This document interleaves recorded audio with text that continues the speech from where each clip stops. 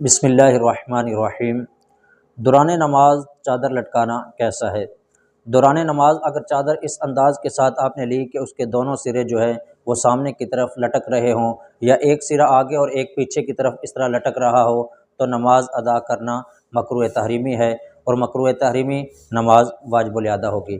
چادر لینے کا طریقہ یہ ہے کہ اگر آپ کے پاس چادر ہے تو اس کو آپ گلے میں ڈال کے اس انداز کے ساتھ لیں کہ ایک پلو آگے اور ایک پیچھے کی طرف ہو، یہ ٹھیک ہے۔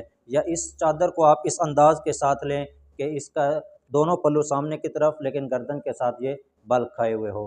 لیکن سب سے زیادہ آسان اور اچھا طریقہ یہ ہے، جس کے بارے میں حدیث مبارکہ میں بھی فرمایا گیا کہ اللہ تبارک و تعالیٰ ایسے بندوں کی طرف نظر رحمت نہیں فرماتا جو اپنے امامے کے اوپر چادر نہیں رکھتے۔ تو اس طرح امام شریف کے اوپر چادر رکھی جائے، اور اس کے پھر یا تو اس طرح کر لیا جائے، یا اس کو زیادہ بہتر یہ ہے کہ اس کو اس طرح بل کھا کے سامنے کی طرف لایا جائے تاکہ دوران نماز یہ پلو بار بار نیچے بھی نہ آئے۔ اسی طرح جب واسکٹ پہنتے ہیں تو واسکٹ کے اگر بٹن کھلے ہوئے ہوں، یا زپ والی واسکٹ ہے تو اس کی زپ کھلی ہوئی ہو، یا آدھی زپ کھلی ہے آدھی بند کی ہوئی ہے، تو یہ ہر طرح سے اس کی نماز درست ہو جائے گی۔ واسکٹ کے بٹن بند کرنا یہ ضروری نہیں ہے۔